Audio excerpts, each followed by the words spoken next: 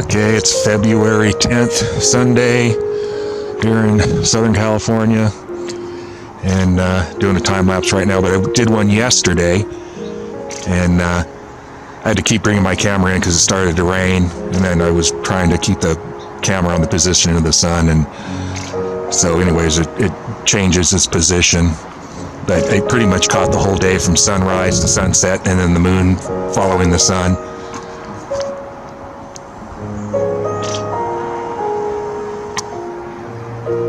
Lots of birds up there. And anyways, you can really see that the sun, when you look at it, and how the rays of the sun shine through the clouds, the crepuscular rays, and the angles that they shine through the clouds at, there is no way that sun is what they're telling us it is. It's not 93, 98 million miles away. And how the cycles of the sun and the moon, and how the moon chases the sun and then passes the sun, goes back to that fairy tale, whatever you want to call it, of the tortoise and the hare, the race. That's an analogy to that, whatever that means. Other than that, it's just an analogy to how the sun and moon work. And the moon has its own light, the sun has its own light. All of us have done the research, and we know that is fact.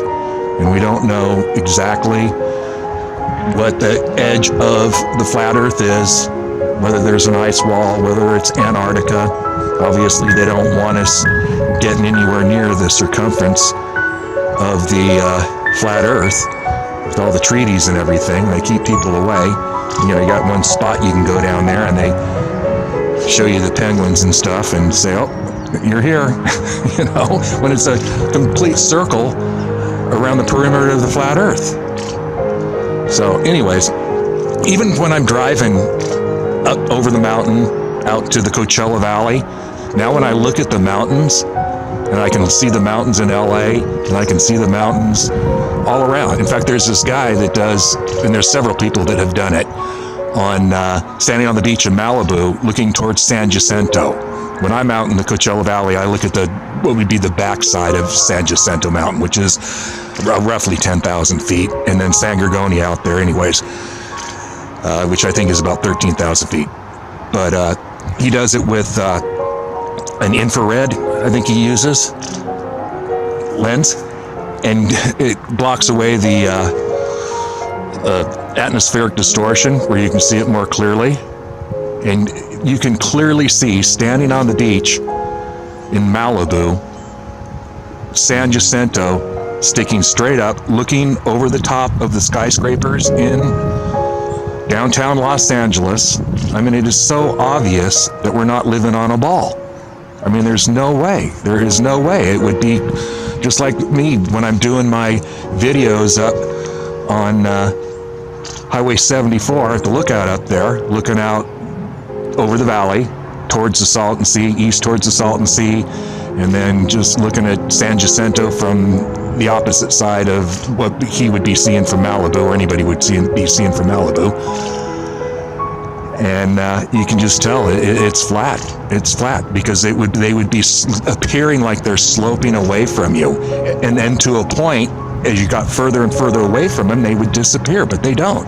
And people say, well, why can't you see all the way to, wherever? Why can't we see Hawaii from the coast of California? Well, because there's atmospheric distortion. The air, just like water, you can't see through miles and miles of water. Well, you can't see through miles and miles of the air either.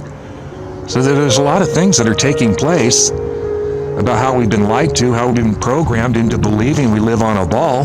But once you get past your cognitive dissonance and your programming, you can clearly see, just with your own eyes, your observations, without the crazy mathematic equations all these people come up. What would Tesla say? The quote about him talking about, how science comes up with all these mathematical equations that really arrive at nothing. I mean, none of this. Gravity has never been proven. It's obviously just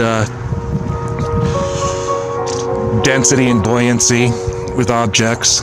There is no such thing as gravity. It's never been proven. It's a theory, just like all of Einstein's theories. It's all just designed to fit the whole heliocentric lie. But like, look at the sun just peeking through right there. I mean, if that was a huge object, the whole sky would be lit up. It wouldn't just be that one spot right there. And then the crepuscular rays coming through, they show up in the video I took yesterday. None of that would be happening. So I'll post that link to the guy that does the videos using the infrared lens. And they're really excellent photos. I mean, it's unbelievable when you see that. You just look at that and there's like, no way do we live on a spinning ball. The earth is flat. We don't live on a spinning ball. So anyways, we'll see what my time lapse reveals. That's the sky here. Got a little bit of rain this morning. And got quite a few down showers yesterday. I can't complain. At least I'm not in the Pacific Northwest or in Minnesota. Man, I don't like the cold.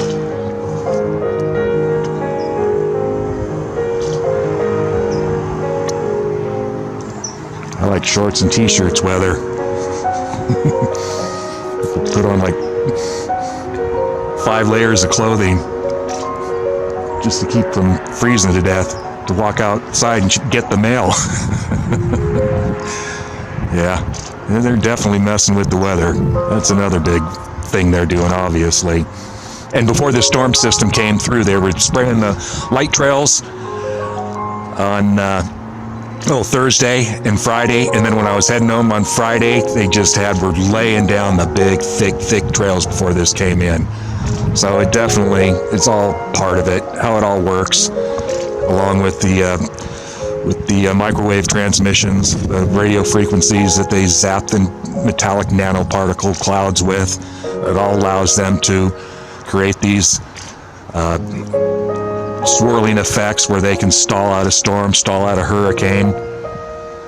And look at all these hurricanes. Look how they just sat there. Look at Sandy.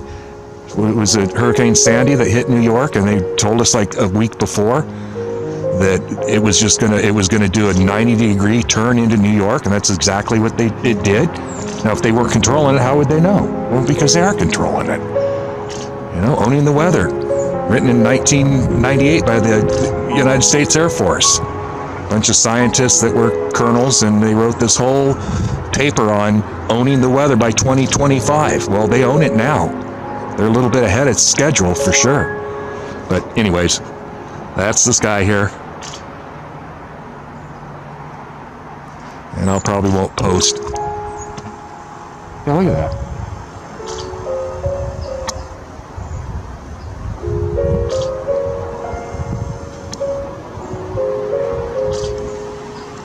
The sun wouldn't be a little spot like that if it wouldn't be illuminating that one little area of clouds right there. It would be, the whole sky would be illuminated, and you wouldn't get the crepuscular rays. So just look and start thinking that the earth is flat, and just know it's flat. And that Jesus created it. There's a whole spiritual battle going on between him and Satan and Lucifer. Lucifer, the most powerful angel ever created, fell, became arrogant, wanted to make himself the most high. So it's all part of the spiritual battle. I'm not going to even try to understand it, but just trust in Jesus and accept him as your Savior. He's our only hope in this crazy, crazy world we live in. There you go, enough rambling on. What do you think, Archie? What do you think about that? Is that where we live? Crazy cat? What? That's where they say Antarctica is. And we all thought the globe was cool, we all looked at it growing up, pointed to where, oh, here's my friend over there, There's Australia down under. That's where Chris Ossie is in Perth, Western Australia, so we can find Perth here. Man, good luck. New Zealand, Rick Seas. Then we got up here, over in Germany, we got D in Scotland, and then in Germany we got, I'm not sure what his name, Kristen in Germany. Sex Germany, I think? I can't remember. Anyways, I mean, it was fun. The globe is kind of fun. But it's a fantasy, guys. It's a fantasy. Okay? It's a fantasy. You live on a flat earth. Some other cold places. And here's where Paid in Full lives up there. Another buddy of mine up in Pacific Northwest. Another new friend of mine. Minnesota. Very cold there right now. There's the North Pole. Missouri. Heirloom Globe. Anyhow, paid $800 for that thing. Man, did I get suckered or what?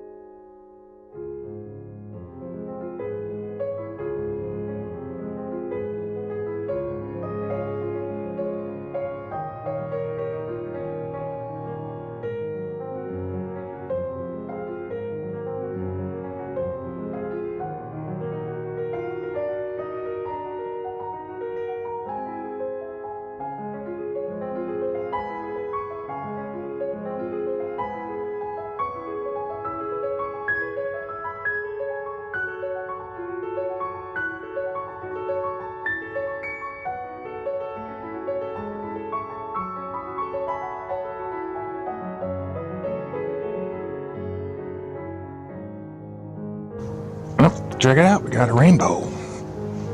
Another rainbow.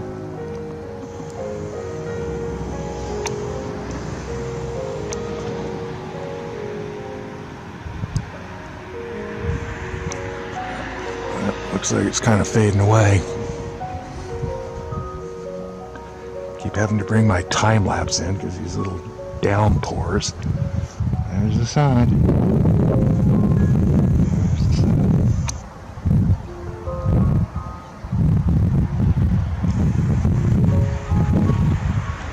Shining its light over here on the rainbow.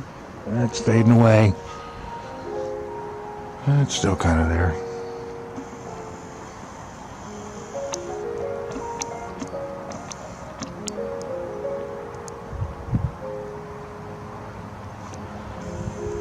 Not sure how that'll show up.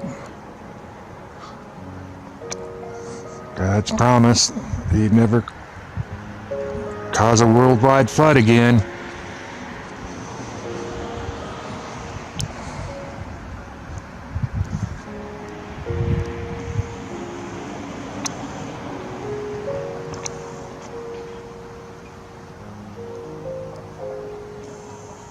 It's fading away.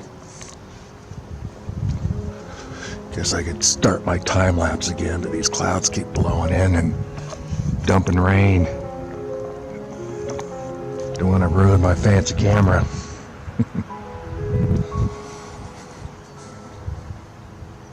There it goes. Bye-bye, rainbow.